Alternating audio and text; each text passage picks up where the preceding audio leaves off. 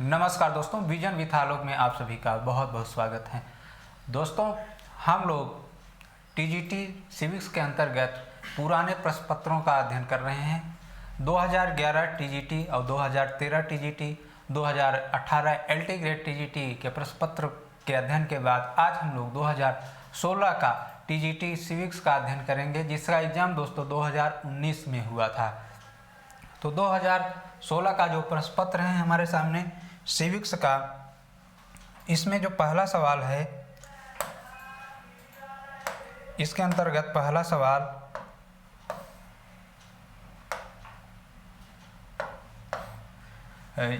कहता है क्योटो सम्मेलन का मुद्दा किससे संबंधित था। दोस्तों, यह क्योटो सम्मेलन का जो मुद्दा है यह जलवायु परिवर्तन से संबंधित है। किससे संबंधित है? जलवायु परिवर्तन से संबंधित है क्योटो सम्मेलन। तो इसका करेक्ट आंसर सी होगा, जलवायु परिवर्तन। दोस्तों, अगला सवाल, राजनीतिक समानता कभी भी वास्तविक नहीं है जब तक कि यह आर्थिक समानता के साथ न हो। दोस्तों, 2018 के एलटी ग्रेड में हम लोगों ने जो सवाल देखा था उसमें स्टेटमेंट था कि राजनीतिक समानता के अभाव में जो आर्थिक समानता है वह भ्रम है या कपोल कल्पना है, जबकि दूसरा स्टेटमेंट इससे थोड़ा मिलता जुलता है कि राजनीतिक समानता कभी भी वास्तविक नहीं हो सकती जब तक कि यह आर्थिक न हो। यह एच.जे. लास्की का स्टेटमेंट है, जबकि कोल का इससे थोड़ा अलग स्टेटमेंट है दोस्तों। तो इसका करेक्ट आंसर डी होगा, लास्की। अगला स्टेटमेंट है the philosophy of right. The philosophy of right किसके द्वारा लिखी गई पुस्तक है? तो यह पुस्तक हीगल द्वारा लिखी गई है, द फिलॉसफी ऑफ राइट। दोस्तों, अरस्तु की जो महत्वपूर्ण पुस्तक है वो हम जानते हैं पॉलिटिक्स है। जबकि प्लेटो के ग्रंथ की अगर बात करें तो प्लेटो ने रिपब्लिक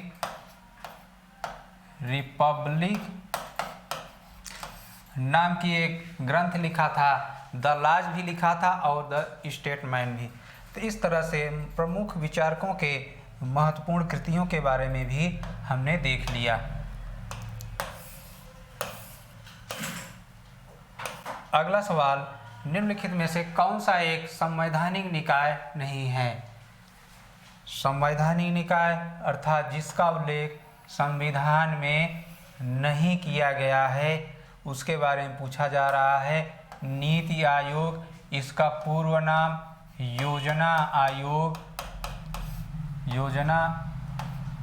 आयोग था, जिसे 2015 में मोदी सरकार ने इसका नया नाम नीति आयोग कर दिया। इसका उल्लेख दोस्तों किसी भी अनुच्छेद में नहीं है, जबकि वित्त आयोग का उल्लेख है आर्टिकल 280 में।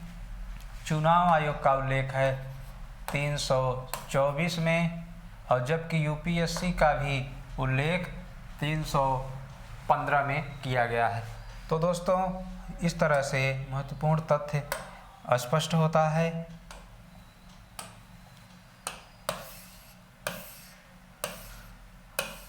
अगला जो सवाल है वो मैचिंग का है। इसमें मिलान करना है कौन से विचार की कौन सी पुस्तक है। दोस्तों, अरस्तु की महत्वपूर्ण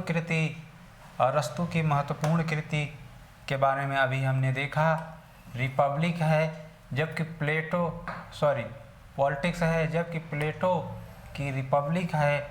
कौटिल्य की किताब का नाम अर्थशास्त्र है, और हेराल्ड लास्की के ग्रामर ऑफ पॉलिटिक्स है। तो इस तरह से ही मिलान 1 का बी 1 का बी में जाएगा, 1 का बी में पहले से ही पकड़ में आ गया, 2 का सी, 2 का ए, डी, 3 का डी। तो करेक्ट आंसर दोस्तों बी होगा। करेक्ट आंसर इसका बी होगा। अगला सवाल देखते हैं। संविधान का अनुच्छेद जो यूपीएससी के सदस्यों को हटाने के बारे में विवरण देता है। यूपीएससी का तात्पर्य संघ लोक सेवा आयोग से है। यहाँ मित्रों, यूपीएससी संघ लोक सेवा आयोग के सदस्यों को हटाने का प्रावधान अनुच्छेद 317 में किया गया है। बहुत ही उम्दा सवाल है दोस्तों। इस कड़ी में अगला सवाल, निम्नलिखित में कौन सा संप्रभुता की एक विशेषता नहीं है।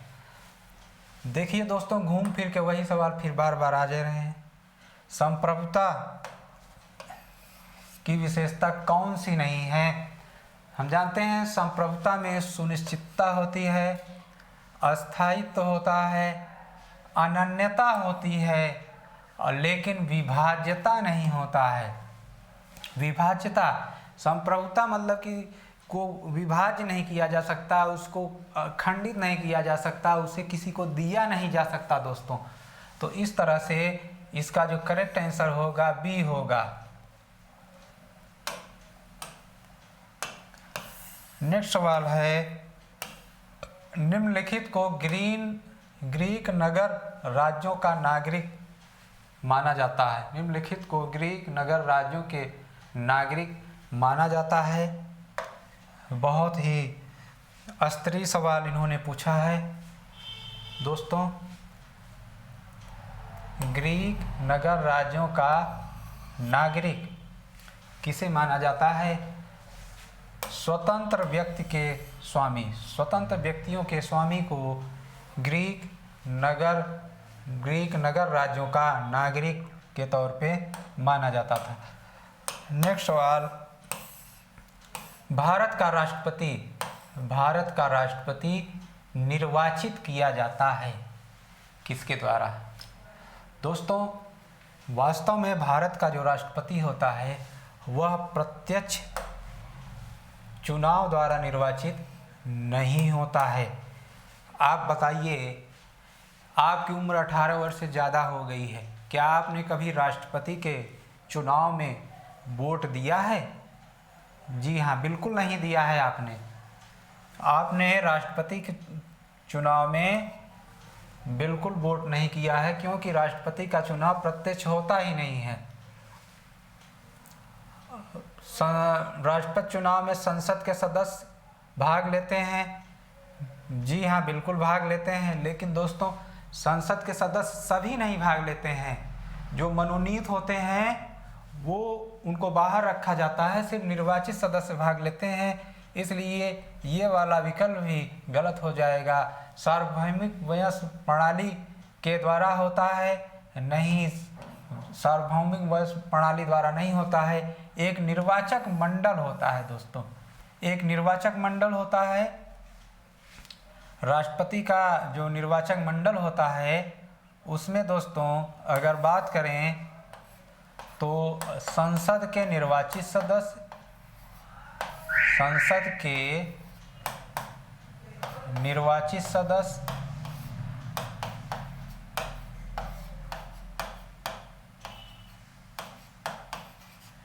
सदस्य भाग लेते हैं, और फिर राज्य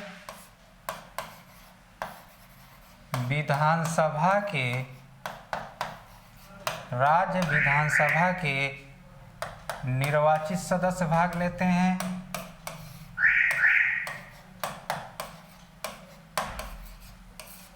इसके साथ दोस्तों संघ शासित प्रदेशों में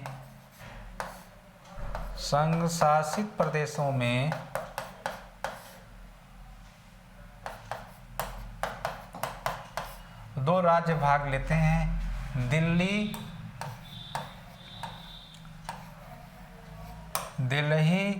एंड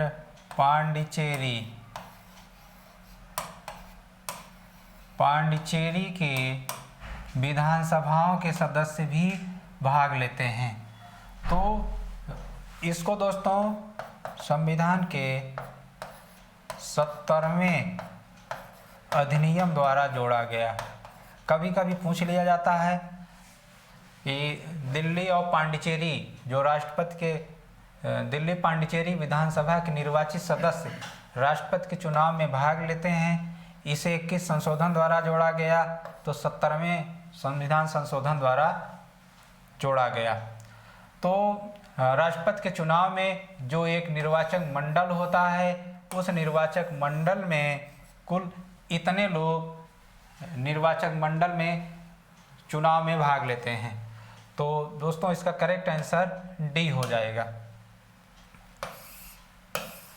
अगला सवाल है, सूची फर्स्ट को सूची सेकंड से सुमेल कीजिए। दोस्तों यह राजनीतिक दल से संबंधित सवाल है, राजनीतिक दल से संबंधित सवाल है। तो इसमें अगर आप क्षेत्रीय राजनीतिक दलों के बारे में थोड़ी सी जानकारी रखते हैं तो आप अच्छे से समझ पाएंगे। दोस्तों पहला दिया है टीडीपी, इसका मतलब है तेलुगु देशम पार्टी। टीडीपी का मतलब है दोस्तों तेलुगु देशम पार्टी।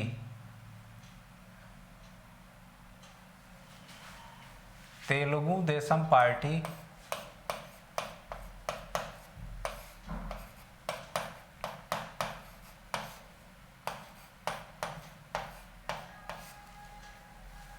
अगर तेलुगु देशम पार्टी को हम देखें तो ये आंध्र प्रदेश में सरकार इनकी चल रही है, आंध्र प्रदेश में इनकी सरकार बनती है। तो बी का 1 से मिलान होगा, बी का 1 से होगा, 1 का बी में। तो पहले से ही आपको आंसर बी का 1 में 2 जगह है दोस्तों। फिर अगला है टीएमसी, अगला देख लेते हैं डीएमके। डीएमके तमिलनाडु में होगा दोस्तों, क्योंकि इसका फुल फॉर्म है तमिल मुन्नेड़ कड़ंगम पार्टी। डीएमके जयललिता की पार्टी है, तो डी का 3 से मिलान हो जाएगा, 3 का डी से मिलान हो जाएगा। तो ये भी सही जा रहा है, बाकी ये और ये गलत हो गए। और बीजेडी बीजू जनता दल, दोस्तों बीजू जनता दल की जो सरकार बनती है, जो दल है वो उड़ीसा की है। तो ए का 4 से हो जाएगा, 4 का ए में हो जाएगा। तो इसका करेक्ट आंसर दोस्तों आपका सी हो जाएगा। और इस तरह से ये क्षेत्रीय दल से संबंधित हैं। बीजेडी का मतलब बीजू जनता दल, बीजू जनता दल से संबंधित है। टीएमसी, टीएमसी जो है कहाँ की है दोस्तों? टीएमसी उड़ीसा, टीएमसी दोस्तों यहाँ की है।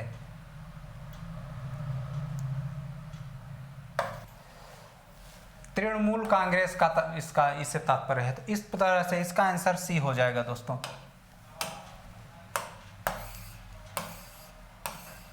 दोस्तों नोटा को मतदान में भारत की वोटिंग मशीन में पहली बार कब शामिल किया गया था? यह कुछ करंट से रिलेटेड सवाल है। तो नोटा को पहली बार जो शामिल किया गया, इसका करेक्ट आंसर होगा 2013-14। नोटा को भारत में वोटिंग मशीन में पहली बार 2013-14 में शामिल किया गया। अगला सवाल है, भारतीय संसद द्वारा सूचना का अधिकार अधिनियम कब पारित किया गया? तो 2015 में सूचना का अधिकार अधिनियम भारतीय संसद द्वारा पारित किया गया। करेक्ट आंसर बी होगा।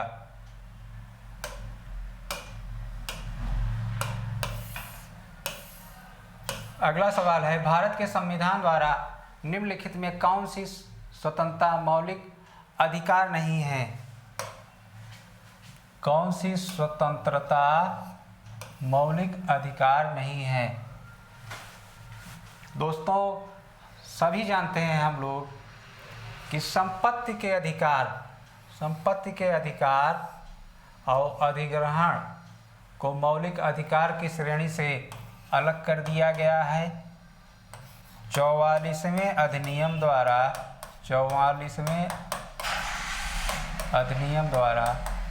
सन 1978 को जब मोरारजी देसाई प्रधानमंत्री थे, मोरारजी के समय इसे संपत्ति के अधिकार की श्रेणी से निकाल के एक विधिक अधिकार की श्रेणी में रख दिया गया। तो इसलिए संपत्ति का अधिकार अब मौलिक अधिकार नहीं रहा, जबकि पूरे देश में स्वतंत्र रूप से भ्रमण करने की आज़ादी, बिना हथियार के इकट्ठा होने की आज़ादी, व्यवसाय को करने की आज़ादी, ये सब हमें प्राप्त है। केवल संपत्ति का अधिकार हमें मौलिक अधिकार के रूप में प्राप्त नहीं है।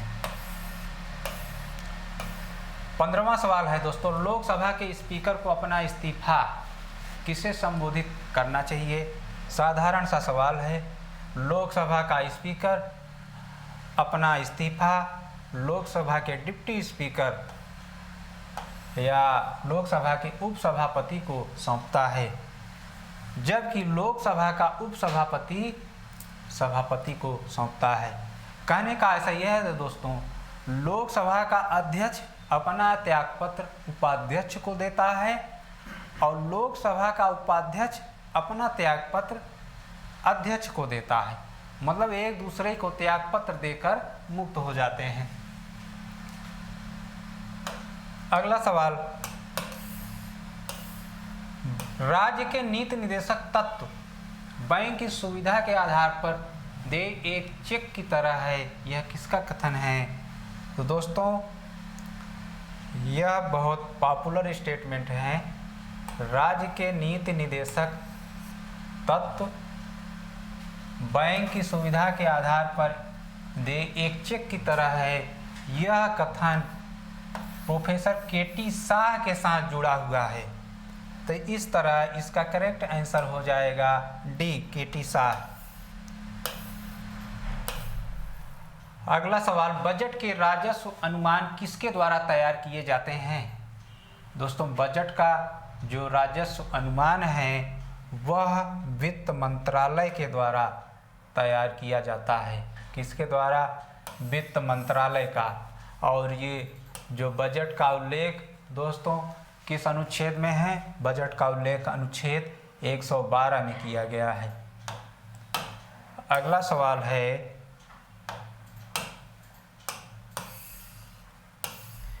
किसी राज्य का विधान परिषद किसके द्वारा बनाई या समाप्त की जा सकती है? बहुत महत्वपूर्ण सवाल है। किसी राज्य की विधान परिषद किसके द्वारा बनाई या समाप्त की जा सकती है? तो इसका जो सही उत्तर है दोस्तों, संबंधित विधानसभा की सिफारिश पर संसद द्वारा बनाई या समाप्त की जाती है, लेकिन सिफारिश होनी चाहिए किसकी? संबंधित विधानसभा की, तभी वहाँ पर विधान परिषद बनाई जाएगी या समाप्त की जाएगी। तो इसका करेक्ट आंसर डी है। यूएनओ के वर्तमान महासचिव कहाँ से हैं? दोस्तों करंट का भी सवाल है यह। यूएनओ का जो वर्तमान महासचिव हैं एंटोनियो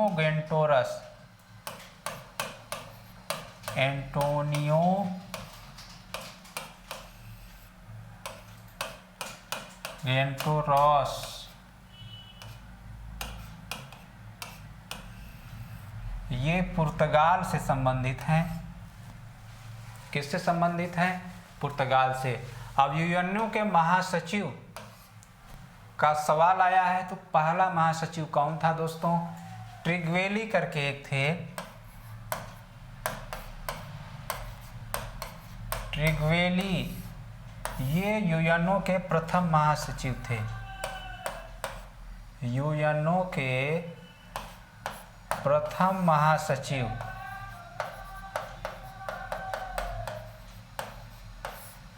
ट्रिगवेली रह चुके हैं। इसे भी अपने अतिरिक्त तथ्य के रूप में जोड़ लीजिए मित्रों। अगला सवाल है, निम्नलिखित में से किस केस में सुप्रीम कोर्ट ने न्यायिक समीक्षा पर सवाल उठाया था? तो इसका जो सटीक आंसर है सुप्रीम कोर्ट ने न्यायिक समीक्षा का जो सवाल उठाया था वो गोलकनाथ के केस में सन 1967 में उठाया था। करेक्ट आंसर ए होगा दोस्तों। इस कड़ी में अगला सवाल, निम्नलिखित में कौन सी फांसीवाद की एक विशेषता नहीं है? फांसीवाद की विशेषता पहले क्या है वो जान लें। दोस्तों, फांसीवाद आदर्शवादी विचारधारा को अपना एक मानक मानता है। फांसीवाद राज्य को संपूर्ण और व्यक्ति को एक अंश मानता है। वह व्यक्तिगत स्वतंत्रता की बिल्कुल विरोधी है। राज्य को सर्वे सर्वा मानता है और राज्य में ही व्यक्ति के विकास की बात करता है। तो फांसीवाद की विचारधारा एक व्यक्ति की तानाशाही में विश्वास, बिल्कुल सही। अंतर्राष्ट्रीयतावाद का विश्वास, बिल्कुल सही। लोकतांत्रिक संस्था में अविश्वास करता है, ये भी सही है। व्यक्तिवाद में विश्वास करता है, ये सही नहीं है दोस्तों। व्यक्तिवाद का विरोधी है, व्यक्तिगत स्वतंत्रता की बात करता ही नहीं है। कहता है कि व्यक्ति की कोई स्वतंत्रता नहीं होती है, जो भी चीज़ें होंगी सब राज्य की होंगी। राज्य की स्वतंत्रता ही सबसे बड़ी चीज़ है। तो इस तरह डी आंसर होगा इसमें। अगला सवाल, मार्क्स के अनुसार राज्य है। दोस्तों, मार्क्स के अनुसार राज्य क्या है?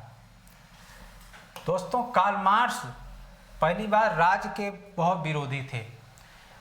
जब कार्ल मार्क्स अपने समय में जर्मनी के बोन विश्वविद्यालय में पढ़ने गए तो उस समय उन्होंने देखा कि जर्मनी में हीगल का दर्शन छाया हुआ है और जर्मनी में हीगल की जो फिलॉसफी थी बहुत पॉपुलर थी। और हीगल ने कहा था कि जो राज्य है ईश्वर का अवतार है, ईश्वर का अवतार है। लेकिन कार्ल मार्क्स ने इनके इस तथ्य को खंडन करते हुए कहा कि जो राज्य है ईश्वर ने नहीं बनाया है, राज्य को यहाँ के लोगों ने बनाया है। कहते हैं राज्य मानव कृति है, राज्य मानव निर्मित है, ये मार्क्स कहते हैं। और क्यों मानव निर्मित है? वो कहते हैं कि राज्य को मानव ने बनाया है एक वर्ग के शोषण के लिए। वर्ग कौन होगा? ये अमीर होगा और ये गरीब होगा। तो अमीर जो है गरीब के शोषण के लिए राज्य बनाया है। तो इसलिए कार्ल मार्क्स के अनुसार राज्य वर्ग शोषण की एक संस्था है। तो उम्मीद है दोस्तों ये समझ आया होगा आपको। अगला सवाल है, दोहरी नागरिकता की प्रणाली इन जैसे देशों में प्रचलित है। पहली बात इकहरी नागरिकता और दूसरी बात दोहरी नागरिकता। दो चीज़ें हैं, दोनों को जानना जरूरी है। आप बताइए, भारत में इकहरी नागरिकता है या दोहरी नागरिकता है? जी हाँ दोस्तों, आपने बहुत सही सोचा। भारत में इकहरी नागरिकता की व्यवस्था की गई है। तो आप समझदारी के साथ जहाँ भारत लिखा है उस विकल्प को काट दीजिए, बाहर कर दीजिए। भारत में दोहरी नागरिकता है और यहाँ सवाल पूछ रहा है भारत में इकहरी नागरिकता है, यहाँ सवाल दोहरी नागरिकता की पूछ रहा है। तो दोस्तों ए और सी हट गए विकल्प से। अब हमारे पास कनाडा, ऑस्ट्रेलिया, स्विट्जरलैंड, अमेरिका ये देश बचते हैं। तो आप जानते हैं, आप सामान्यतः जानते हैं कि अमेरिका में दोहरी नागरिकता की व्यवस्था है। अभी जो जो अमेरिकी प्रेसिडेंट का इलेक्शन जीते हैं, उन्होंने घोषणा की कि भारत के 5 लाख नागरिकों को वो नागरिकता देंगे, सिटीजनशिप देंगे।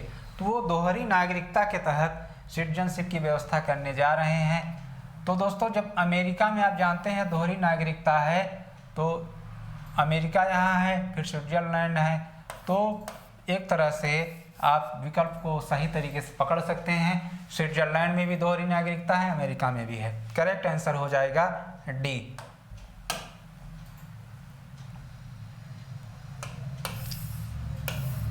नेक्स्ट सवाल है, निम्नलिखित में कौन सा मिलान सही नहीं है? मिलान करना है दोस्तों। कौन सा मिलान सही नहीं है? हाब्स पितृसत्तात्मक, रूसो सामाजिक संबंध, मार्क्स कम्युनिस्ट घोषणा, अरस्तु राजनीति। दोस्तों आप देखिए, रूसो सामाजिक संविदा बिल्कुल सही है, कार्ल मार्क्स घोषणा पत्र ये भी सही है, अरस्तु की पुस्तक का नाम राजनीति ये भी सही है। हाब्स पितृसत्तात्मक समाज के क्या प्रवर्तक थे? नहीं, ऐसा कुछ नहीं मिलता है हमें, तो आंसर ए हो जाएगा।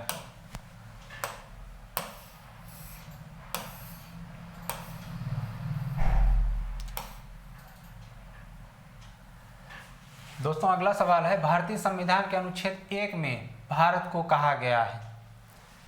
वही सवाल दोहराया हुआ आ गया। भारतीय संविधान के अनुच्छेद 1 में दोस्तों कहा गया है, भारत अर्थात इंडिया राज्यों का संघ होगा। Bharat that is India shall be a union of state not federation. राज्यों के संघ की बात की गई है, ये आर्टिकल 1 में सीधे सीधे लिखा गया है, तो करेक्ट आंसर ये हो जाएगा। नेक्स्ट सवाल दोस्तों, एक ऐसे व्यक्ति को जिसे अवैध रूप से हिरासत में, थोड़ा सा दिक्कत हो गई दोस्तों, हिरासत में लिया गया है, उसे मुक्त करने के लिए उचित न्यायिक निकाय द्वारा जारी किया गया लेख है। किसी व्यक्ति को अगर हिरासत में ले लिया जाता है तो उसे कौन सी रिट जारी करके उसे मुक्त किया जा सकता है, यही कहने का आशय है। तो दोस्तों, जो स्वतंत्रता की सबसे बड़ी गारंटी होती है वो होती है बंदी प्रत्यक्षीकरण या हैबियस कॉर्पस। Habeas corpus. दोस्तों जो विद्यार्थी हिंदी भाषा में अध्ययन करते हैं वो इन सारे 5 रिटों को इंग्लिश में भी याद कर लें, क्योंकि परीक्षाओं में कभी कभी हिंदी में न देके सीधे पूछ लेता है हैबियस कॉर्पस, तो आप भ्रमित हो जाएंगे क्योंकि आप बंदी प्रत्यक्षीकरण पढ़ के गए हैं। तो हैबियस कॉर्पस को ही बंदी प्रत्यक्षीकरण बोलते हैं। यह स्वतंत्रता की सबसे बड़ी गारंटी है और हिरासत में लिए गए व्यक्ति के तौर पे यह रिट जारी की जाती है।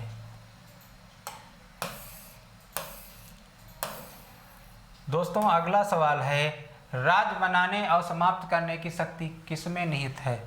राज्य बनाने और समाप्त करने की शक्ति किसमें निहित है? तो ये कार्यक्रम अगर कोई संपादित करता है तो संसद करता है। जी हाँ दोस्तों, संसद को यह अधिकार है कि किसी राज्य को बना सकती है और या समाप्त कर सकती है। अगला सवाल है, भारतीय संविधान के किस अनुच्छेद के तहत संसद राज्य सूची के किसी भी विषय पर कानून बना सकती है? भारतीय संविधान किस अनुच्छेद संसद राज्य सूची के किसी विषय पर कानून बना सकती है? तो दोस्तों अनुच्छेद 249 में कहा गया है कि संसद राज्य सूची के भी विषय पर कानून बना सकती है। आप जानते हैं कि संघ और राज्य के बीच में जो कानून बनाने की व्यवस्था है वो 3 तरह से है, संघ सूची, राज्य सूची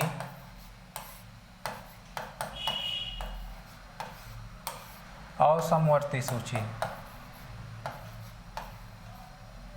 समवर्ती सूची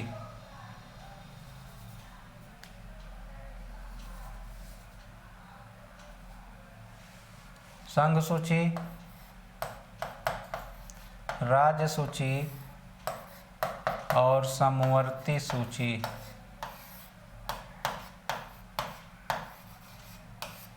संघ सूची में केवल संघ सरकार संसद को कानून बनाने का प्रावधान है, राज्य सूची में राज्यों को। लेकिन समवर्ती सूची में दोनों सरकारें कानून बनाने का अधिकार रखती हैं। लेकिन दोस्तों कुछ बिंदुओं पे संसद राज्य सूची पर भी कानून बना सकती है। यही पूछा गया किस अनुच्छेद के तहत? 249 के तहत। तो इसका करेक्ट आंसर डी होगा दोस्तों।